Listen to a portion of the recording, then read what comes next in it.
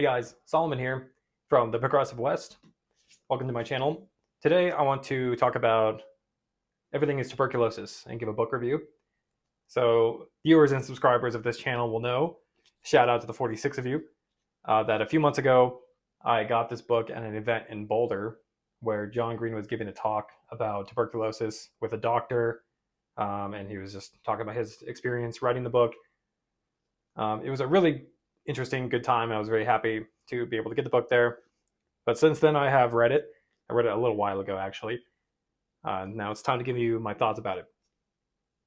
So obviously, this book is about tuberculosis. It's the world's deadliest infectious disease. It kills over a million and a quarter people every year. The main thesis of the book is that tuberculosis is an injustice, and it's also an expression of injustice. It's about how tuberculosis follows the paths we've paved for it, the injustice paths. So where poverty is, tuberculosis follows. Where inequality is, tuberculosis follows. And this goes for other diseases of injustice as well, like HIV/AIDS, and others. The book is also about stigma and romanticization of disease and the human being's relationship to the disease. It's about how it's been curable since the 1950s, and yet we still choose to live in a world where over a million people die every year.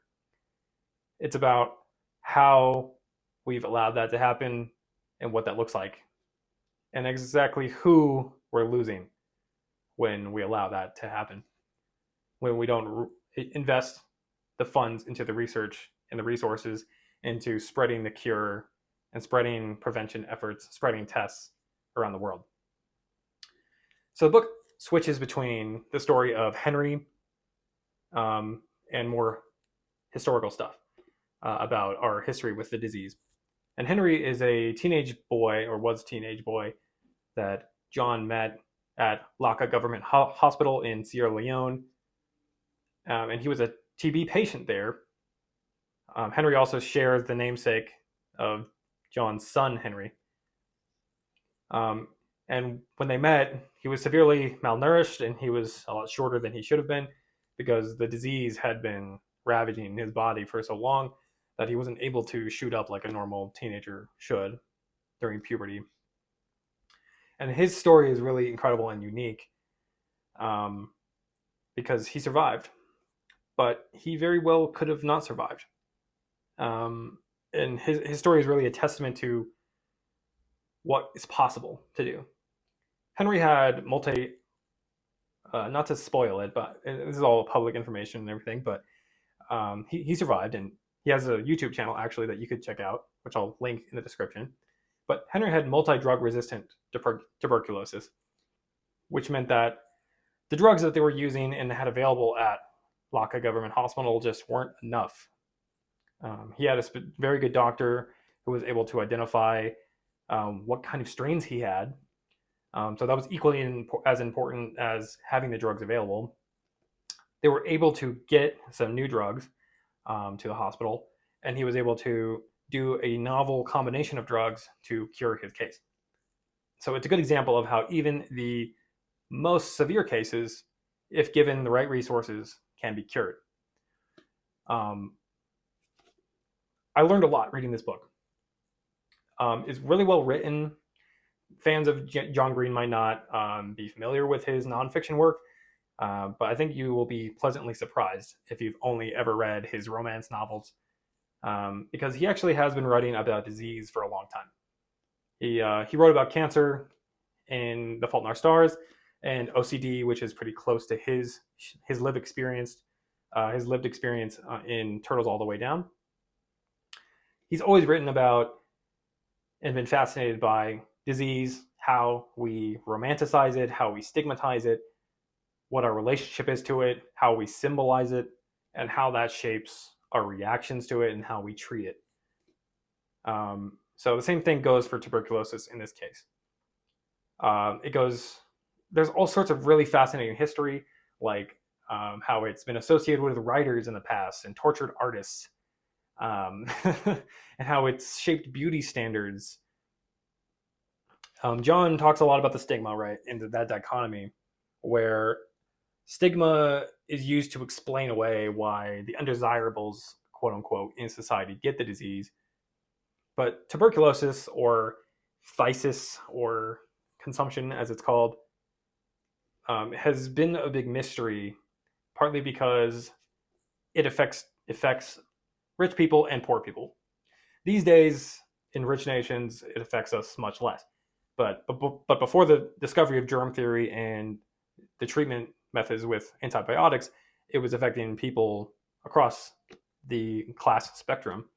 So when it happens to wealthy white individuals, it became associated and romanticized with these other traits like intelligence and sensitivity and beauty and things like that. But John also makes it really clear that the romanticization of the disease does no favors for the victims of the disease either, because it's inaccurate and it ignores the fact that it's not their fault that they got the disease. So it attributes the disease to their behavior still. And of course, it does nothing to cure it. Really fascinating to hear about ancient history as well, where this has been prevalent in ancient China and Greece, and sometimes by varying names because the symptoms of tuberculosis kind of span a lot of different things. And so it doesn't always go by the same name. Some people believed it to be heritable. And even in ancient China, they kind of suspected that it might be spreadable, and there was even a speculation from an ancient doctor about that approached germ theory, saying that there's invisible organisms that are tainting these people that's causing the consumption. Really fascinating. But I learned so much about the disease and its treatment, and how unpredictable it is, how sometimes you can go from you're dying on your deathbed, to all of a sudden you're recovering, and then maybe you relapse and you die, or maybe it kills you in 2 months, or it can kill you over the course of 3 or 4 years, which made the treatments historically extremely hard to pin down, and they were all sort of inadequate without antibiotics. So yeah, I mean, it's just fascinating. And of course, the book connects the history of tuberculosis to everything, hence the title, Everything is Tuberculosis. Where I saw John Green in Boulder was basically a sanctuary city, or a refugee city, if you will, for the sanatoriums for people going to Colorado to cure the disease with the dry air and the sunshine. And I looked a little bit further, and even Fort Collins has a history of the same thing, where basically the entire state of Colorado, but northern Colorado particularly also, was a hotspot for people coming here with the disease, trying their best to cure it. And of course, dry air and sunshine is also insufficient.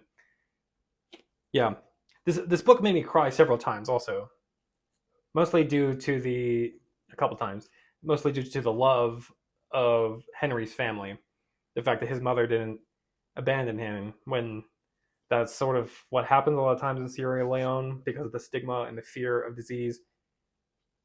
She didn't abandon him. They kept trying. And Henry's resilience as well is just amazing to read about. There's a decent amount of poetry in the book.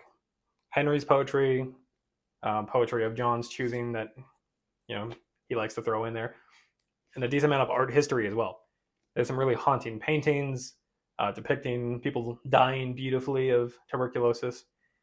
And so, I learned about colonialism and slave trade, and Sierra Leone's civil war and the railroads.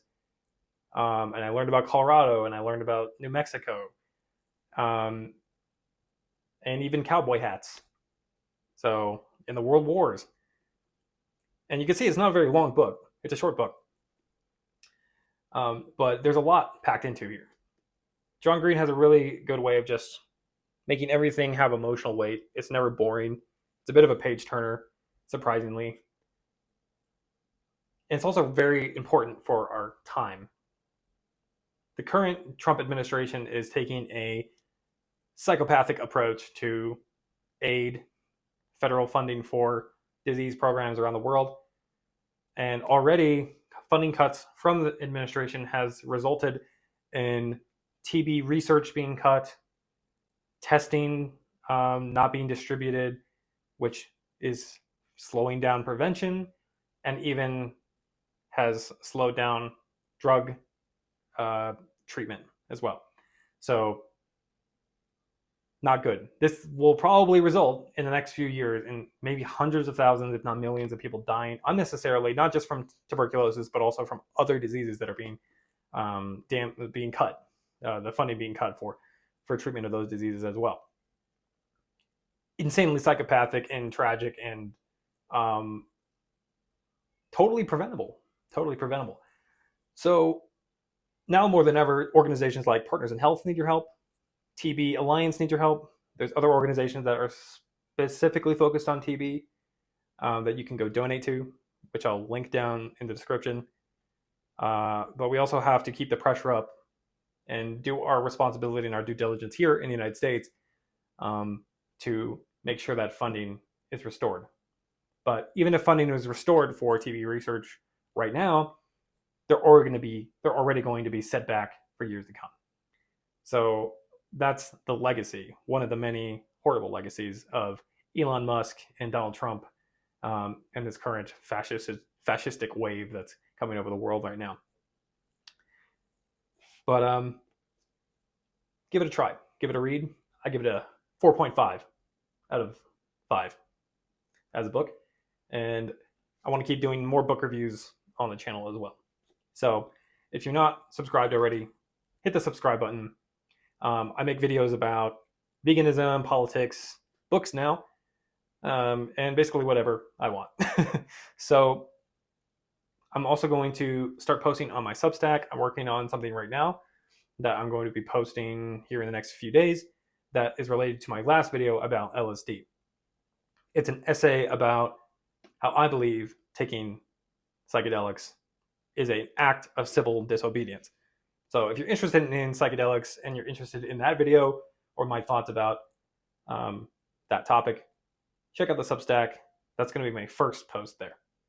And I'm going to continue to post on Substack little essays and things related to the videos that I'm posting here on YouTube. So might just post a more well-written review of the book in text form over there after this video goes up as well. Let's get to 50 subscribers, guys. Smash the subscribe button. And I'll see you in the next video. This has been Solomon from the Progressive West, signing off.